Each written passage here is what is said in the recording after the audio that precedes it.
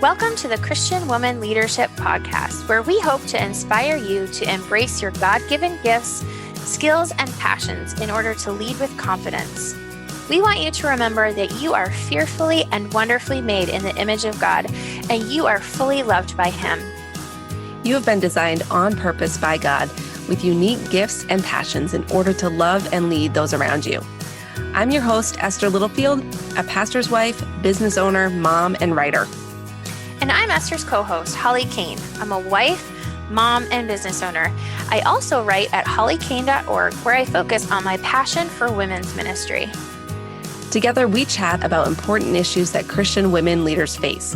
In addition, we interview other women just like you who lead in various roles, from church to community to business. Through this podcast, we offer you encouragement, tools, and resources to help you on your leadership journey. We are so glad you're here with us.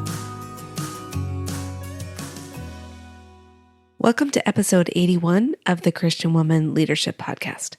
I'm your host, Esther Littlefield, and in today's episode, I sit down with my co-host, Holly Kane, and our guest, Laura Howe. We are diving into the issue of dealing with burnout, compassion fatigue, and mental health as a Christian leader. And I think you are absolutely going to love this conversation. As leaders, you are often spending time at the start of the year setting big goals and making plans and looking at all the ways you want this year to be purposeful and powerful. And those are all good things. But sometimes we forget to include some very important aspects of our planning, like how to ensure that we can stay mentally healthy and strong throughout the whole year. How we can make sure that we don't overextend ourselves and end up in a place of burnout. And for those of you working with people who have difficult stories, how you can avoid the issue of compassion fatigue. So this episode is going to be especially helpful for those of you in those situations, specifically working in ministry roles. But I believe it's for all of us because there are times when we all need to practice self-care and boundaries. I've actually done that twice today as a business owner preparing to go on vacation. I've had to set some clear boundaries with clients, and I also had to give myself grace not to go ahead and record an episode when I wasn't ready. So as you listen to Laura's story and her advice, I want to encourage you to jot down a couple action steps that you will take as you head into the new year. How will you set up your time, your work life, your personal life to stay healthy and strong? Before we dive into this conversation, let me tell you a little bit about Laura. She has been working as a registered social worker for 15 years, and she specializes in mental health, trauma, and addictions. She's personally faced the issues of burnout and compassion fatigue and had a very difficult 2 years of her life dealing with those issues. But what the devil meant to destroy, God used for good. And so what we're going to do in this episode is you're going to hear Laura share about her journey, but also about the ways that we as Christian leaders can deal with these challenges and stay healthy so that we can continue doing the work God has called us to do. So without further ado, let's go ahead and jump into our conversation with Laura Howe. Welcome, Laura, to the show. I'm so excited to have you here with us. I'm excited to be here. Thank you. Awesome. Yes. And I'm here with Holly, and we have our guest, Laura. So we're going to be chatting today about your leadership journey, Laura, and also really about the very important issue of mental health, specifically as it relates to leadership and Christians in the church. So you have an organization called Hope Made Strong. It equips and strengthens Christian leaders towards positive mental health. So can you tell us what led you to start this organization? Sure. Thank you so much. Hope Made Strong kind of was birthed out of, I got to be honest, it was a download from God, and it sounds so cliche to say that, but about 5 years ago, I was really struggling with my career journey, and just a little detour that I've been a social worker for about 15 years in frontline mental health and addictions organization in my hometown, in my community. So not ministry related at all. And I was like, God, there's more than this for me. I know it. I'm just feeling really restless in what was next and striving and searching on my own energy and my own strength. actually had a period of compassion fatigue and burnout and worn out and took some time off of work. And during that time, I went to a women's conference and was there and was hearing the speaker talk about her journey in ministry and how that could be a struggle and how people didn't take her seriously or perhaps minimized her gifting or her calling. And she wasn't the stereotypical or traditional role of a woman. And she was just like, no, I was having none of it. I am moving forward. I'm like, God, I am willing to do anything. Just let me know what it is I'm supposed to do.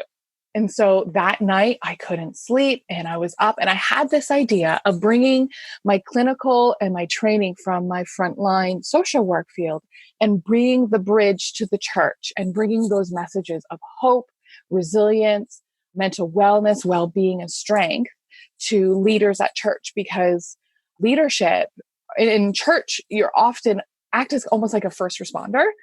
So you, the first person to go to when people, lose a loved one or going through a divorce or struggling with their kids, and or you're in the hospital bedside with people, and they hear a lot of stories and doing a lot of the similar work that myself was doing as a clinician. But as a clinician, I was getting all the supports and resources from my workplace. But in the church world, especially in volunteer roles or in leadership roles, they don't have that base and that knowledge or the education or the support that is looking out for their wellness. So some do, but most don't. So I wanted to bridge that gap and bring those resources to the church world and to the faith communities that are, number one, biblically founded and based on the Word of God, but also from best practice or the most recommended or the researched supports and methods in healthcare. So kind of bridging those, and wherever they overlap, first the Word of God and on His, and then wherever it's complemented by research and best practice, bring those together. So that's kind of where it all came from. Mm. I love that mission that you have to bridge the gap for the church, between God's word and then the mental health best practices and all of that. Can you tell us a little bit more? You mentioned just your own journey of kind of experiencing compassion fatigue in your own work. I'd love to hear a little bit more about what that was like for you and how you dealt with that personally. For sure. It was an intense couple of years. I'm not going to lie. It took about 2 years for me to really discover what I was experiencing. So when you're a caregiver and you're constantly giving out, a piece of you becomes vulnerable. When you open yourself up to empathize to others and to help other people, you are opening yourself up to kind of feelings and emotions that might not be the greatest. So I kind of equate this to, if you're working in a construction site, a normal health and safety practice, because you're at risk of getting hurt from things falling, is wearing a safety helmet. So a normal health and safety, you're at risk when you're in a helping profession, is that you become fatigued and exhausted and burnt out because of the emotional intensity that you're working within. And I wasn't quite aware of how that was impacting me. So I don't know, probably many people in this podcast grew up being told that they're bossy and opinionated and outspoken. So I was one of those people. So for me, I was like, this isn't going to impact me. I'm tough. I can do this. I can separate work and family. And I'm not like some of my coworkers who are huge empaths. They just love people and they can feel energy in the room and they can empathize with so many people. I wasn't like that. I was like, nope, I can handle this. But unfortunately, this isn't something that you can avoid forever. This is just a normal impact or a normal result of working in that type of helping profession. And so as I gradually became more vulnerable, I found that I was becoming a little bit more short-tempered at home. So when I would come home, my kids would be like, hey, Mom, can I have a snack? Can I have dinner? Can I have help with this? Can I go to my friend's house? Can you do my hair or whatever? Where's my clothes? Like all children do. No fault of their own. But I was just like, I have met people's needs all day. I am done. no, you need to leave me. You need to leave the room. And that was awful. I felt like such a bad mom, like saying, I can't deal with you right now. You need to leave the room. That was definitely an eye opener. I became very exhausted, just overwhelmingly tired, like wanting to go to bed at 8 o'clock all the time. I would be isolating myself. Like people would go out and want to do things. And I was like, I've been peopled out. I'm done. I don't want to hear about anybody else's problems. I just want to be by myself. Give me a book, give me my jammies, and I'm a happy person, right? And then things like when I was working with people, I would limit what they would tell me by avoiding questions or distracting them. And that is pretty much the worst thing you can do in therapy when you're working with someone, is telling someone what they have to say is not valid by changing the topic or moving the conversation in one way. So once I discovered all of that, I felt awful. And I felt like there's something wrong with me, that I'm a terrible person, that I'm not good at my job, and that I'm at fault, or I'm sinning, or I'm a bad mom or a bad wife, because I was like, my husband's like, hey, this is probably TMI, but hey, hun, do you want to, have a little fun tonight? And I was like, no, one more thing on my list to do, get away from me. But that was a result of the exhaustion from the work and the caregiving I was doing during the day. And I wasn't balanced. I wasn't taking care of myself. So that was where that journey led to me being burnt out, compassion fatigued, and overwhelmed. Wow. Yeah. Yes. I like that you talk about some of those sort of symptoms that you were having. You didn't necessarily, from what it sounds like, have a nervous breakdown per se. It sounds like you didn't have a huge event. So I guess my question for you is like, what was your aha moment? What was the thing that really said, okay, I have to deal with this? Because a lot of things you're describing, a lot of leaders can just chalk it up to a bad day or to just being overtired from all the work that you're doing. So what was your aha moment that sort of made you go, okay, I need to actually work on this for myself? Mm-hmm. For me, it was in my workplace. So my poor family, I feel they went through the ringer with me for a couple of years, but of course they're the safest people and I love them dearly and they love me. So I let them hang to dry. But in my workplace, when I was meeting with someone, they were, and I actually wrote a blog about this, but they were ready to express some sexual assault and some trauma that they went through as a child. And I actually held my hands up in a stop position. And I said, digging up old wounds from the past isn't going to help you. And I'm hearing myself say this going, this is the worst thing you can say. These aren't dug up. These were surface wounds. She was ready to find freedom. She was ready to let them go. And I silenced her healing. And it was a shock to me because that is, any therapist out there is like, whoa, that's bad. Don't judge me. That was years ago, I promise. It was the fact that my work and my professional ethics and how I was supporting others was being compromised.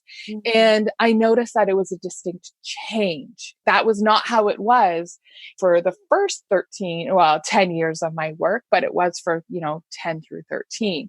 And so that was for me. And then when I talked to my supervisor, they were very supportive. And I'm very fortunate to have a supportive supervisor that I can be vulnerable with. Not everyone has that.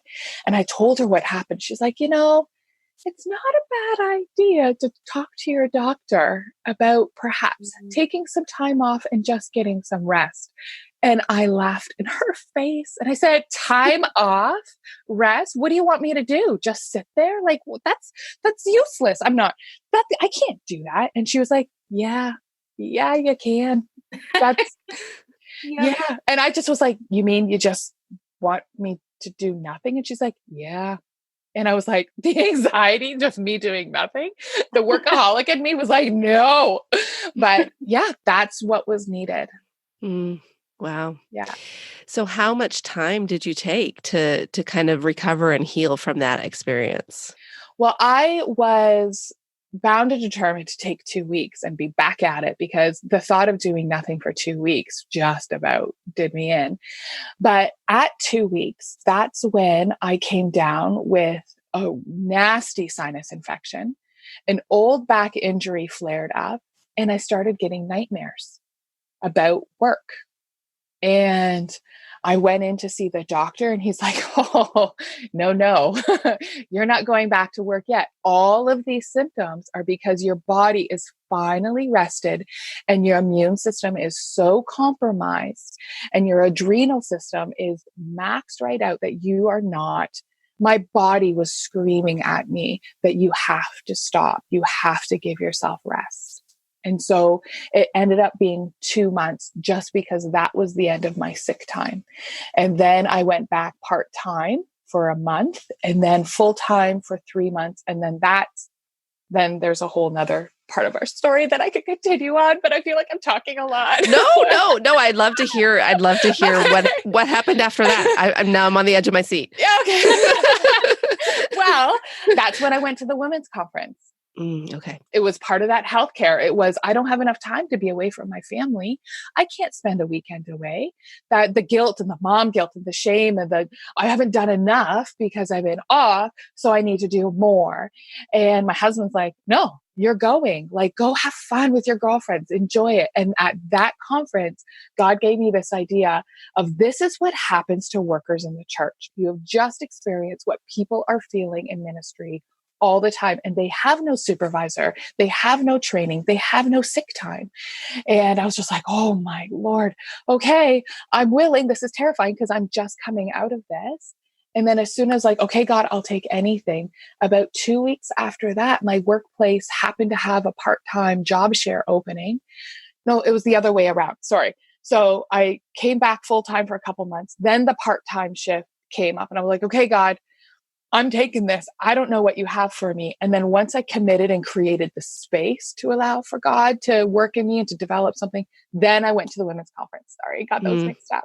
And then he shared and said, okay, this is what you're going to do with your time now that you have created space. So it's pretty exciting.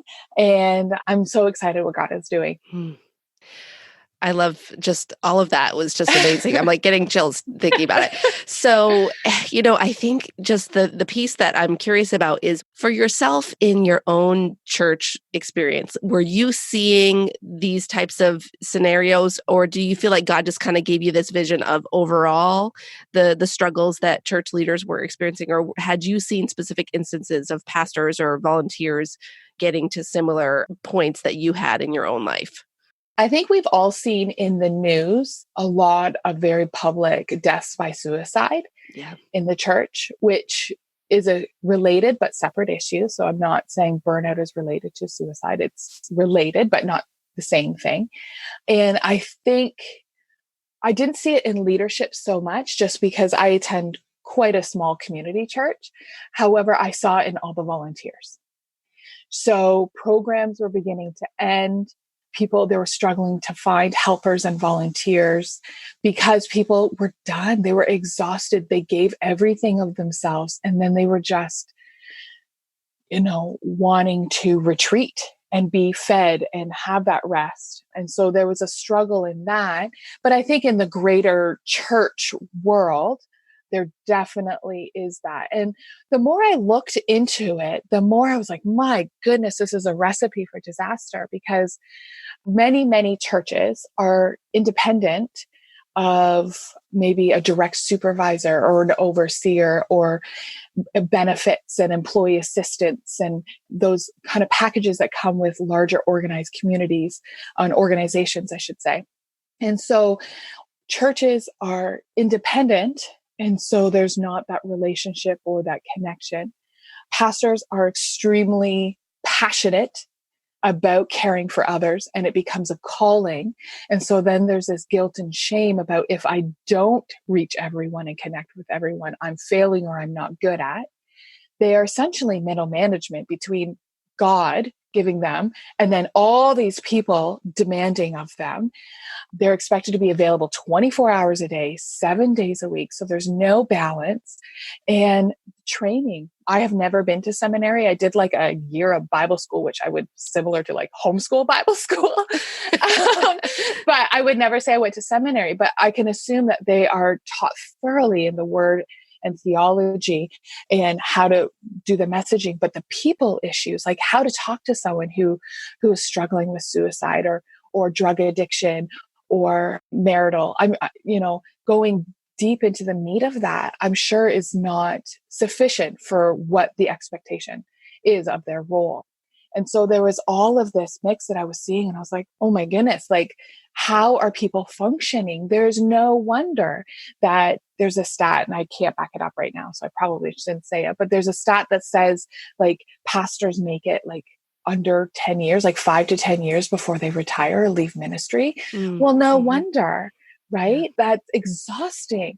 And so I was like, man, I need to bring this message of hope that there's strength and there's a way out. There's a second chance at life. There's a second chance at ministry. There's a second chance at being a parent and a loving husband and a loving wife.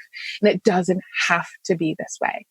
So that is kind of where that has become. So good. Oh my word.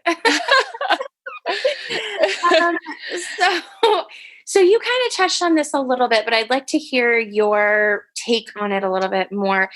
When you were kind of going through that, you were in a really great place, a really great workplace to kind of have that happen. And it sounded like you had some really great support and people even pushing you to go get the help that you needed. But it doesn't, in my experience and sort of historically, the church seems to be resistant to talking about mental health issues or providing resources.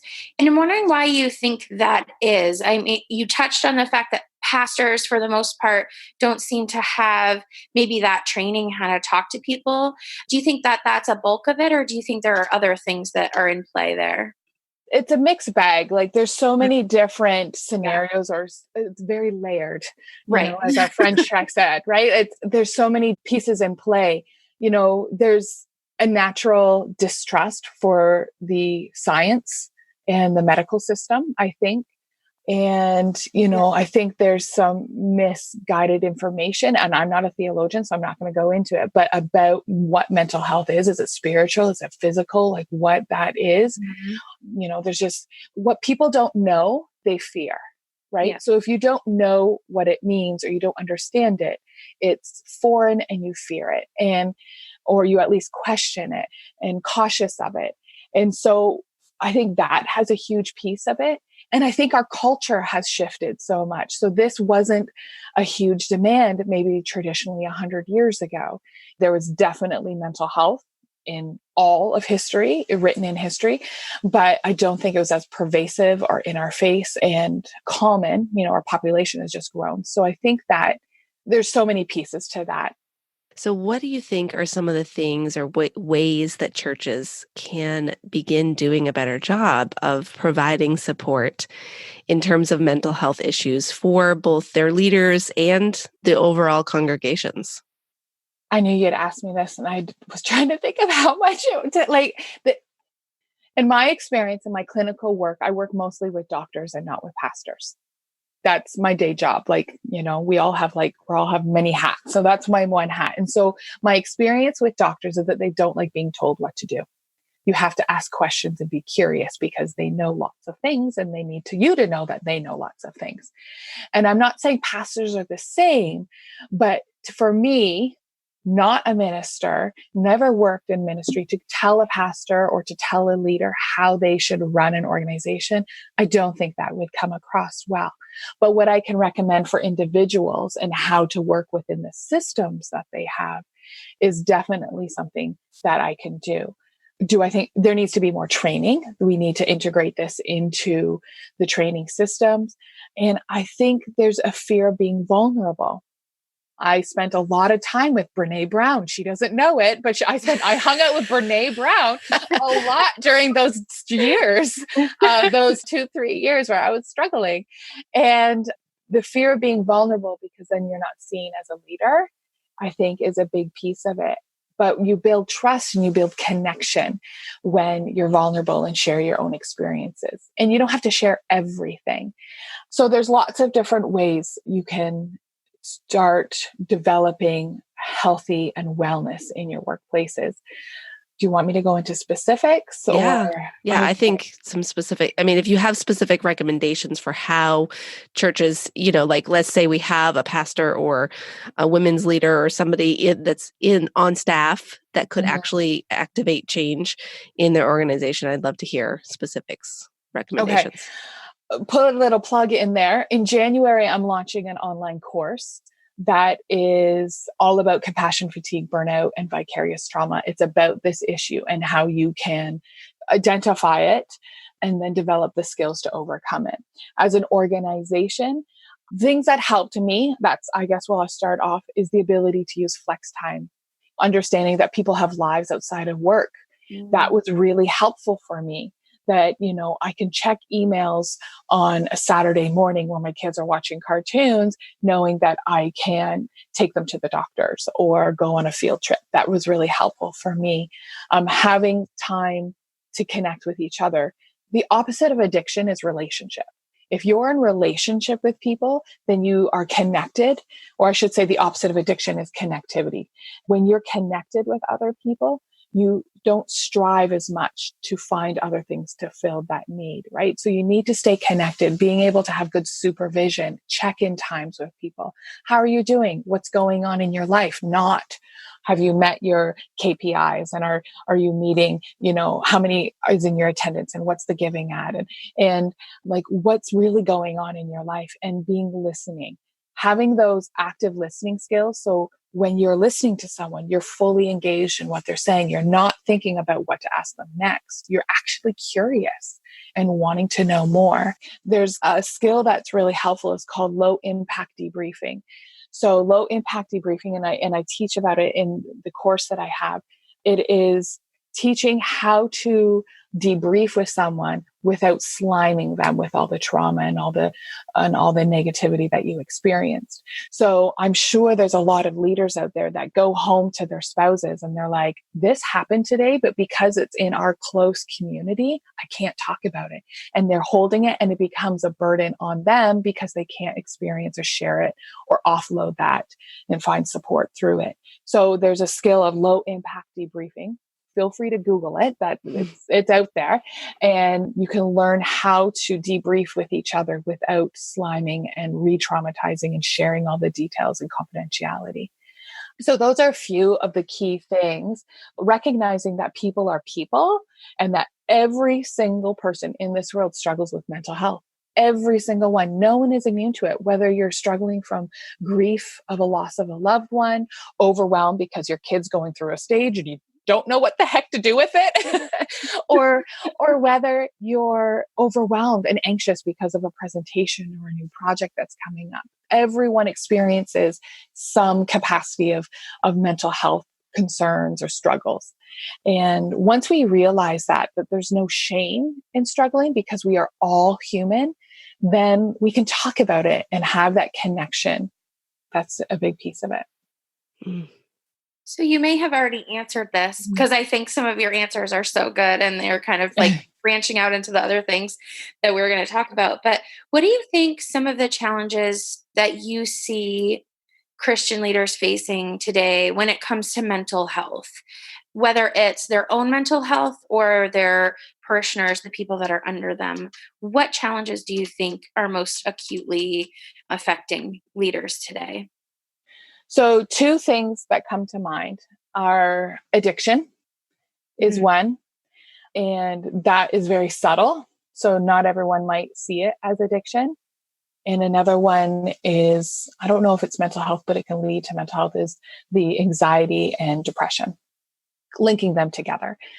So addiction is, it could be whether you're needing to take over-the-counter sleep meds to be able to get a decent night's sleep, to be able to cope with your day, or whether, you're suddenly needing that 3rd, 4th cup of coffee just to be able to maintain that pace and that expectation.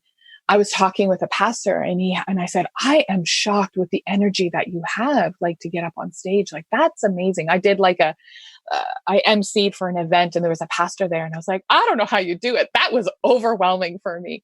And he said, monsters. I drink monsters before I go up on stage. And to me, I was like, oh, that's so smart. And then I was like, oh my gosh, if we are requiring to jack ourselves up on caffeine to be able to present to the level that people are expecting and the energy, like that's a slippery slope. Mm-hmm. You know, I'm not saying that he's going to start using cocaine to get, you know, all jacked up to go on stage. I'm not indicating that at all. But I just think the expectation of church and of leadership is so unreasonably high that we are requiring substances to maintain it.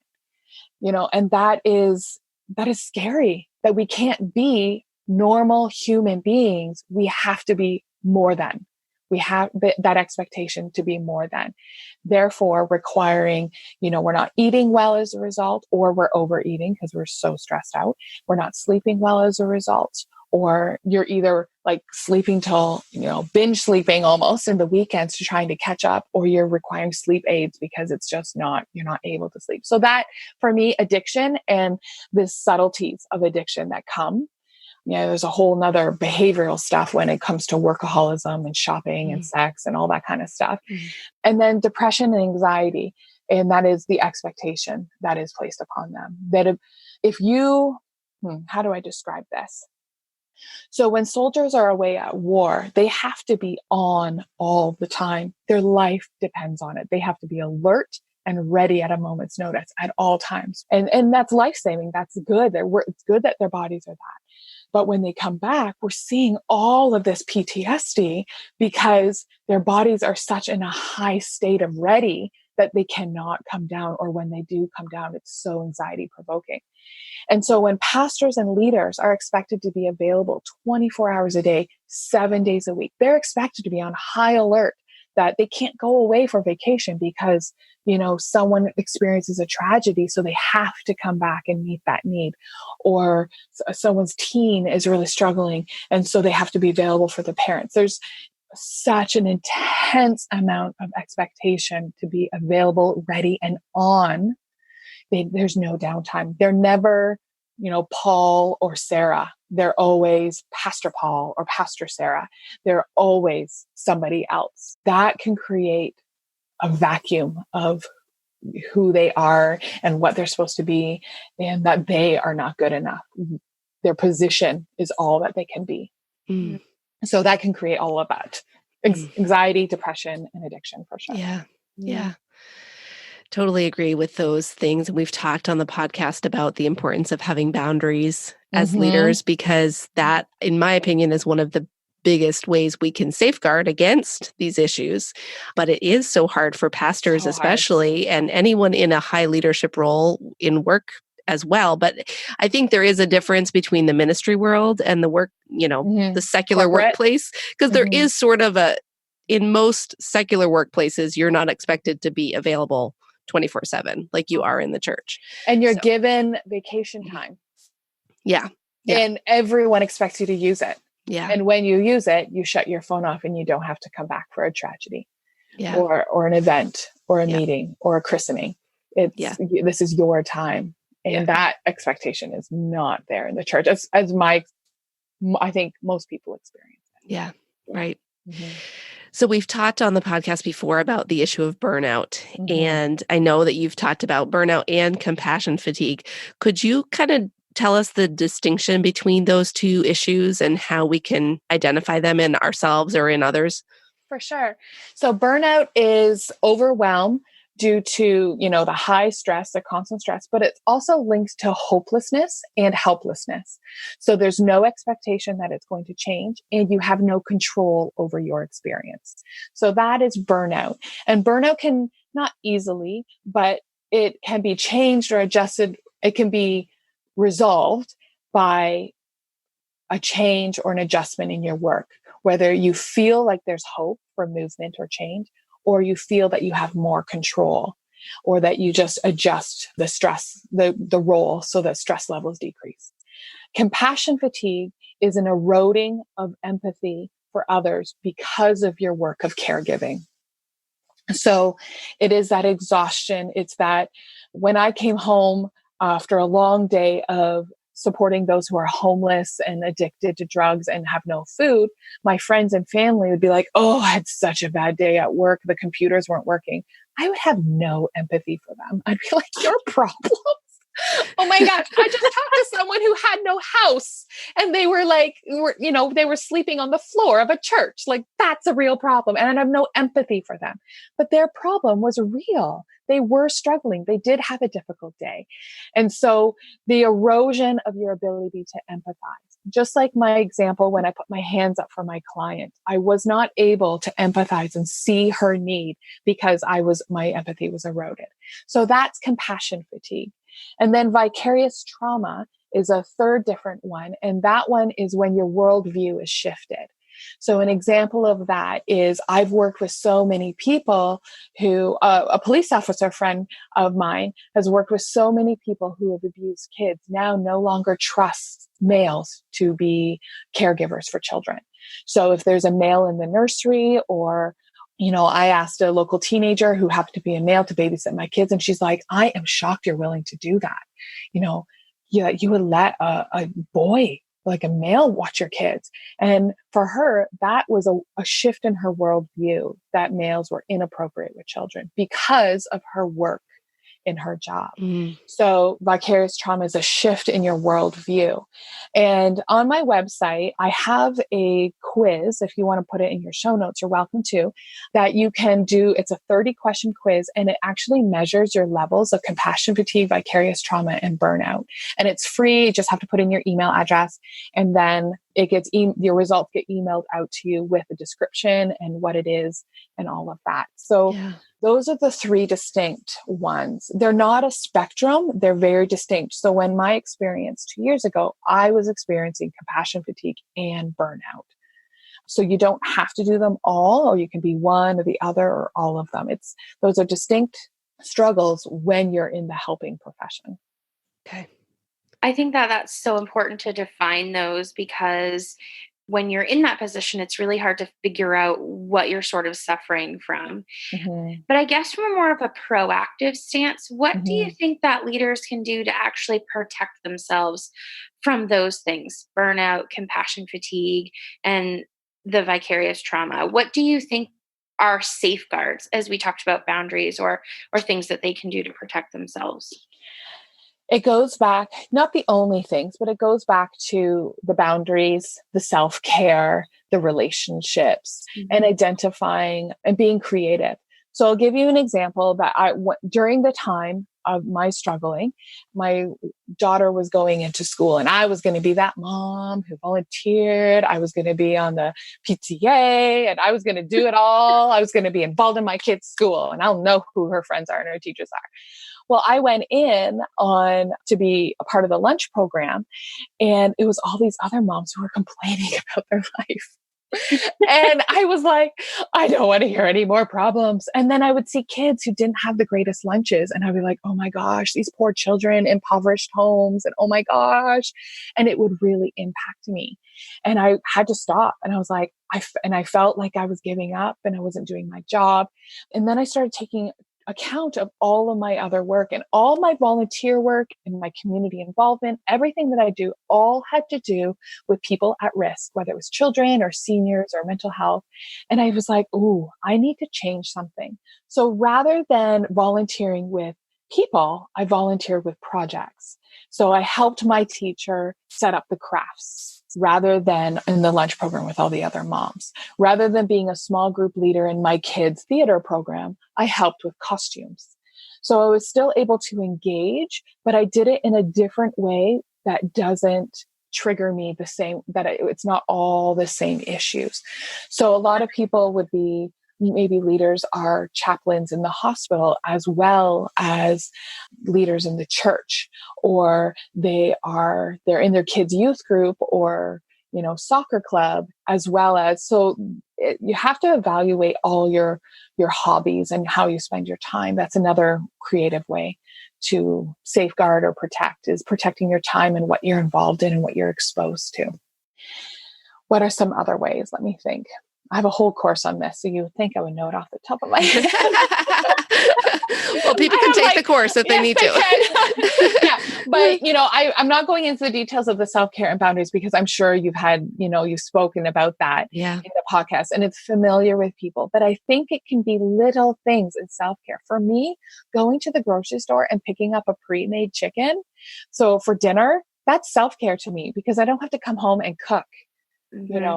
For me, that is self-care. So self-care can look very different for each person. And it doesn't have to be eating kale, doing yoga, and going to the gym. Because it doesn't. Right. Because that doesn't work with me. Because if it is, then I'm in trouble. I love that point though, just that it is a lot of times it's about the little small daily habits that we have rather than I have to go to the spa every month and get a massage once. Who has time for that? Who has time or the finances to do, what we often label as self-care when a lot of times it is just the little tweaks in our schedules. And transitioning from home to work is a really big one.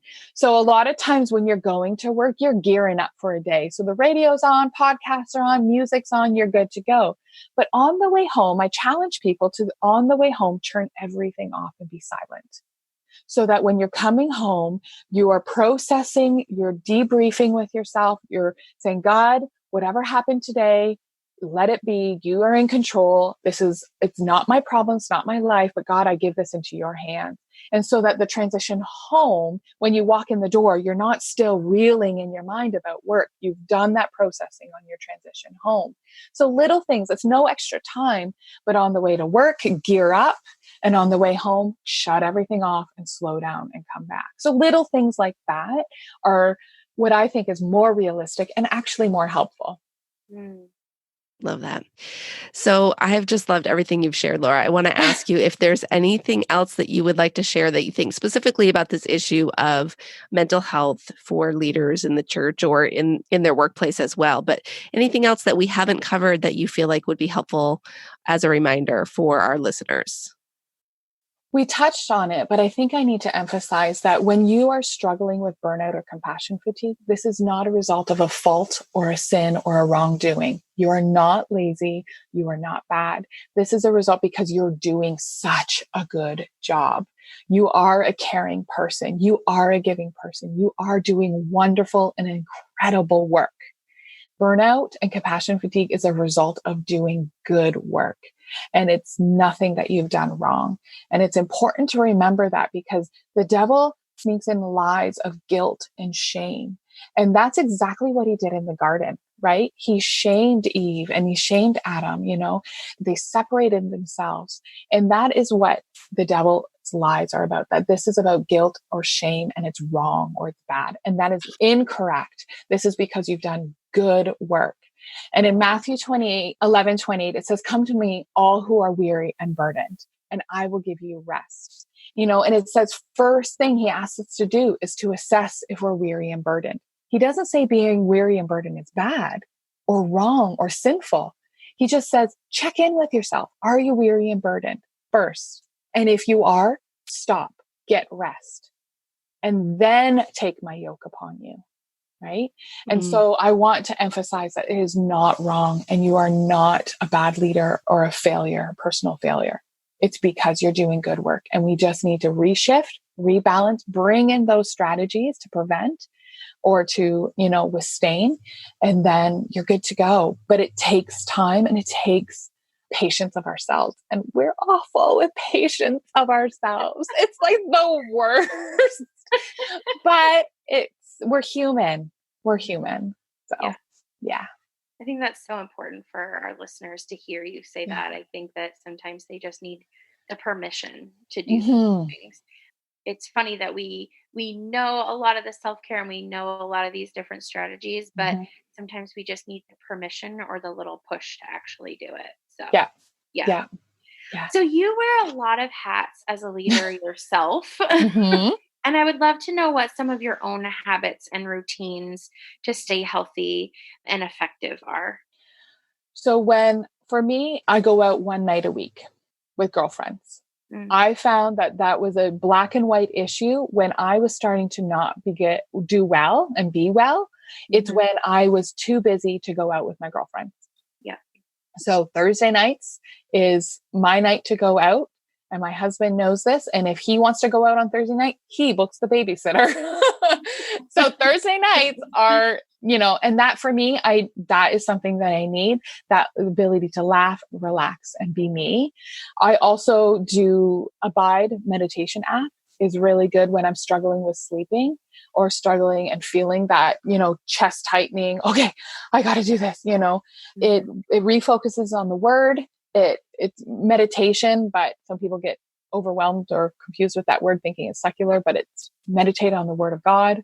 And for me, it realigns and just calms me down. I really like to be out in nature. So going for walks or hikes or just being in sunshine, being cooped up in an office is like nothing worse than that all day when it's sunny outside. So trying to go for a walk at lunch. And music. Oh man, music. If I didn't have music, I'm so thankful God created music. Yeah. Like whether it's worship or it's like that rock and pump you up, like whatever you need to get, I get that a lot from music as well. Mm-hmm. And I always buy a chicken at least once a week because who wants to cook? Like I'm telling you, my family's like, are you kidding me? I'm like, well, you can cook. That's an option. Oh my goodness. I love this practical tip. Yeah. It's like you do, I think you talked about it earlier, but that whole issue of mom guilt, for our listeners who are moms, and if you're not a mom, just the woman guilt too. Like there's just so many expectations, and sometimes they're only expectations that we have made up in our own head 100%. Based on what we think other people are expecting of us. Mm-hmm. But either way, we're dealing with that guilt. And if we can just let go of that and do what will allow us to be healthy and effective, things are just much better. Yeah, right. Instead of like trying to fit into this box that we've created. Yeah. So. I'm all about instant mashed potatoes. Who has time to peel and cook? Like really, come on. At a time and place. All right. Thanksgiving's coming up. So, right. Yeah, there you go. Oh dear. People are probably questioning it, but whatever. No, I think it's good. So I would love to hear, Laura, if you have any advice for a younger leader. Maybe she's just starting out in her career, in her ministry life. Yeah. What would you tell her? Or maybe what would you tell yourself, 10 or 15 years ago? Oh my gosh. I think this is the funniest question because you had this listed. And I literally in my notes started laughing. I was ha ha ha. I actually consider myself a brand new leader. So what would I tell myself? Okay. So what's inside of you is for real. You're not making it up. If you have that passion and that drive inside of you, it's real. You're not making it. It's not in your head. It's not you, being rebellious and trying to do something different. You're passionate. You're a leader. Just trust your instinct. And I don't think I was told that. So that's why I still struggle to this day to see myself as a leader, because I just don't think I trusted that. And I don't think that was empowered at the beginning. Have a mentor. One of the first things I did when I was get a mentor, have someone in your life that will challenge you business-wise and personally. And then for me, it was invest in yourself, trust yourself that, and I know it sounds weird, but there's a whole journey that I think every single leader, every single woman is on. And it's like you said, it's the expectation we put on ourselves or on other people. And those gifts are in you and God gave them to you, and trust them, trust God's divine sovereignty that he gave you those for a reason. Yeah. And that's a whole other topic. We talk about that journey to discovering leadership. Oh man, I can't tell you how many assessments I did trying to figure out what was wrong with me. Oh man. Yeah. Oh man. Oh, why don't I want to have children and get married at 20? Oh. That was a big, anyway, we'll go there another time. It's so funny that you talked about that, because the episode that came out the week that we're recording this is what I called what you need to know about becoming a confident leader. And basically I talk through this idea of the fact that leadership is a journey, and also like becoming confident in your gifts, in in the fact that God has made you a leader Yes. is a journey. And it's not something that we just wake up one day and are like, oh, I've got this figured out. All of us have to work through. Oh, could you imagine? Oh, it would be scary if we did that. So yeah. So if you are like Laura and you're listening and you're saying, I don't even know if I am a leader or I'm still trying to figure out, go back and listen to episode 68 and try to just allow God to take you on the journey and not expect it to be just this overnight success that we sometimes think people experience. Yeah. So right. It's good. And I have to say that today is actually World Mental Health Day. That's awesome. Okay. Yeah. I wish I knew that earlier because I could have said something, but I did Google, it was on Google this morning. Yeah. So. Yeah. Well, the day we're recording this is World Mental Health Day. That's good to know. And I think that, I love that there's a day for it, but Holly and I have talked about this issue a few times on the podcast, and it's really something that we feel we need to be talking more about in the church world. And really, like you touched on this, but especially as leaders, being honest and vulnerable in the right context and sharing the right in the right timing. But, that's one of the things I love most about my pastor at our church. Like, he is pretty honest about the fact that there's been times where he has been burnt out or that he has struggled with X, Y, and Z. And when the leader sets the tone for the church or for the organization as to what is okay to talk about. Yeah. And so we as leaders, if we're talking about it more, it's going to allow other people to share and have that connection. So absolutely. Agreed. Yeah. That's awesome. So here on our podcast, we believe that leaders are learners. And I think that this perfectly ties into what we're talking about, because leadership is a journey. And the more that we learn about ourselves and about other models and different ways of leading and, all the different aspects of leadership, we become better leaders. So I would love to know, what is something you've been learning lately or a resource that you've been enjoying? So I'm going to share a resource that I've been, like I said, Brene Brown is like my BFF and she doesn't know it. And, but I have been diving headfirst into all of this business stuff because I don't come from a business world. So for me, that is with my mentor. She's been just recommending different podcasts and different things because that's how I absorb the information best, is audio. Reading it, I just like textbook, but if I hear it, I absorb. So that's how I've been using things. If someone is questioning their giftings or their skills, have anyone heard of Johnson O'Connor?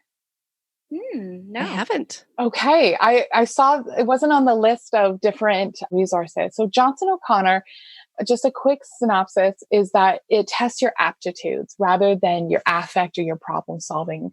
So it's not like the Enneagram or the Myers-Briggs or the Kolbe.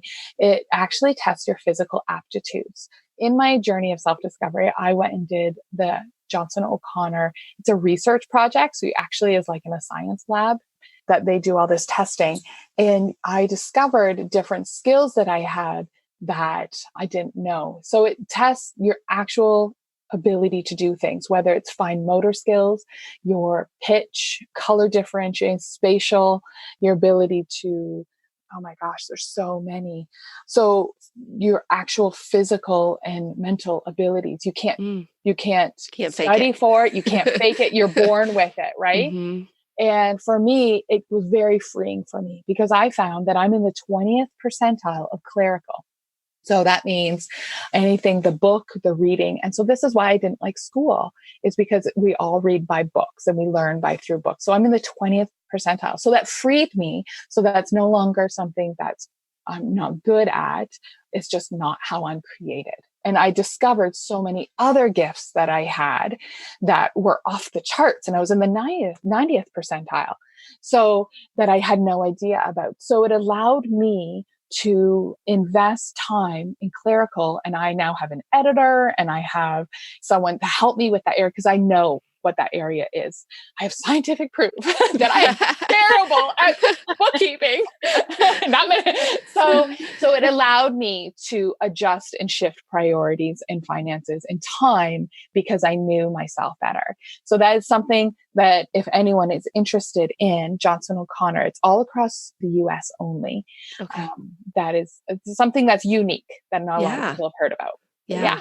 I've done something similar with the Highlands battery assessment. Okay. It sounds very similar to what you're saying. And it was through my life coach that I had that we went through this assessment. It was very much about it was just measuring my actual ability to do things, not personality, not interests or, the way you problem solve or anything. No, it's your actual ability to hear rhythm, hear pitch, It was fascinating. I found out that I'm very good at directions. So it's not my husband's fault. I'm really good at directions. I don't know how I'm going to use that in the world, but I used to yell at him. How do you not know where we're going?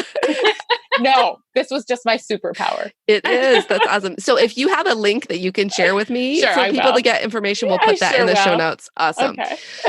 Oh, Laura. So as we wrap up, it's just been such a pleasure to talk with you and to hear more about what you're doing. I just think this is so needed. So I would love for you to share what's the best way for people to connect with you. And we will make sure to put the links to whatever you mentioned in the show notes for folks to find you. Okay. Well, I have email, laura@hopemadestrong.org. And then I have Facebook. I am not on Instagram or those quite yet. That takes a lot of time and effort. And right now I have to focus on my other two jobs as well. But Facebook and email is probably the best. And you'll have all those links already. Okay. And your website is hopemadestrong.org, right? .org, yes. Okay. Awesome. Yes, I was checking it out earlier. It's really, I love it. It's beautiful. So that's awesome. Well, thanks again for joining us, Laura. And we can't wait to share this with our listeners. I know this will be making a big impact for everyone who listens. I'm so grateful to be on. Thank you so much, Holly and Esther. Thanks for joining us on the Christian Women Leadership Podcast. If you enjoyed this conversation, come and join us in our private Facebook community. We would love to get to know you better so that we can make sure the podcast is providing what you need. Plus, you can share your questions and ideas, and you'll be surrounded by incredible Christian women leaders. To join the group, visit estherlittlefield.com/group. Now, don't forget, your leadership matters, and it's time for you to embrace your gifts and lead with confidence.